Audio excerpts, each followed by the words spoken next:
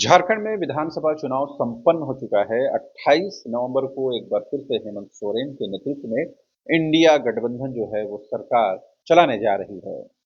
लेकिन कुछ एक लोगों की कसक जो है वो बाकी रह गई है। कुछ एक विधायकों की, खास करके विपक्षी खेमे के विधायकों की जो कसक है, जो तमन्ना है वो पूरी नहीं हो पाई है। उसमें सबसे महत्वपूर्ण नाम जो है वो लिया जा सकता है भानु प्रताप शाही का, जो भवनाथपुर से विधायक रहे हैं। भानु प्रताप शाही चुनावी कार्यक्रम के दौरान चुनावी मंचों से लगातार ये कहते रहे हैं कि जैसे ही झारखंड में एनडीए की सरकार बनेगी, जैसे ही बीजेपी की सरकार बनेगी, वैसे ही मंत्री के तौर पर काम करने वाले इरफान अंसारी, कांग्रेस के विधायक के घर जो है बुलडोजर चलाया जाएगा।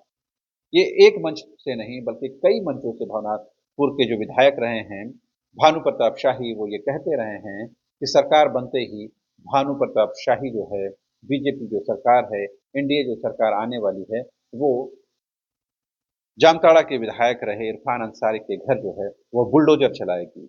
इसके पीछे क्या कारण हो सकता है? क्या उसकी कसक जो है वो अब तक पूरी नहीं हो पाई है? दरअसल यूपी में बुलडोजर कहीं न कहीं एक तरफ वर्चस्व की निशानी है। बुलडोजर से किस तरह से वहाँ पर जुल्म और ज्यादती की जा रही है वो किसी से छिपी हुई नहीं है। ये मामला सुप्रीम कोर्ट में जा चुका है। सुप्रीम कोर्ट बुलडोजर के पर अंकुश लगा चुकी है। बावजूद उसके कहीं न कहीं जो सत्ता में बैठे हुए लोग हैं वो बुलडोजर का खौफ दिखाने से पीछे नहीं हटते हैं। भानु प्रताप शाही उसी खौफ की बात कर रहे हैं, उसी अनैतिकता की बात कर रहे थे। दरअसल भानु प्रताप शाही और इरफान अंसारी में कई बार जो है राजनीतिक तौर पर टकराव देखने को मिला।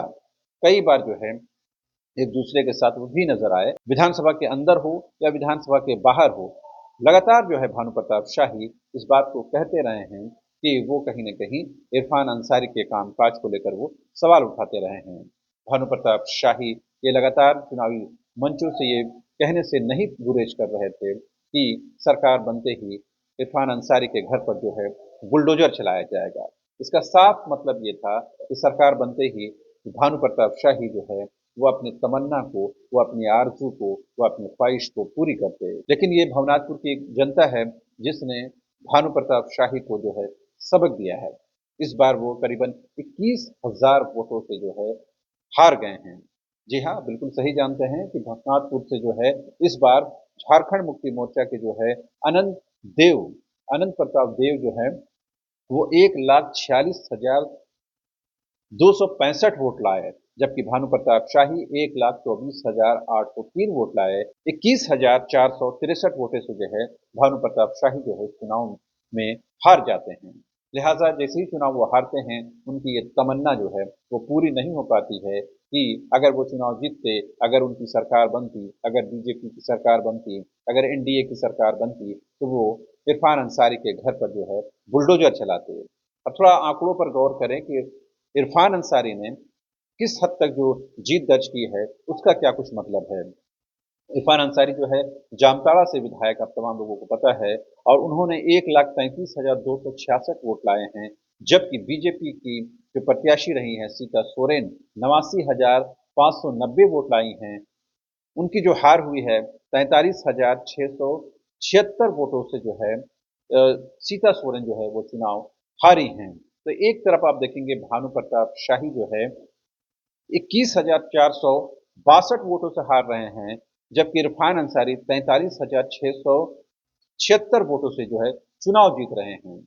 हारने वाले भानु प्रताप शाही ये लगातार कहते रहे हैं कि जैसे ही वो चुनाव जीतेंगे, जैसे ही उनकी सरकार बनेगी, वो इरफान अंसारी के घर पर बुलडोजर चलाएंगे। अब जाहिर सी बात है बुलडोजर तो नहीं चलेगा।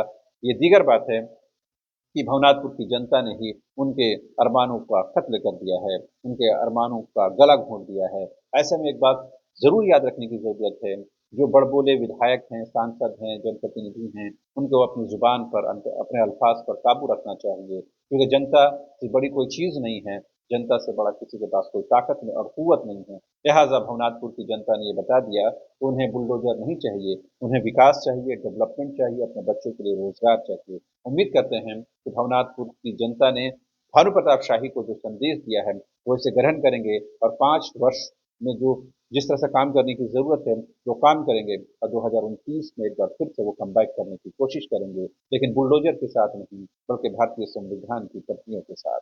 तो अभी के लिए इतना ही। आप तमाम दर्शकों को एक बार फिर से शुक्रिया। Thank you so much.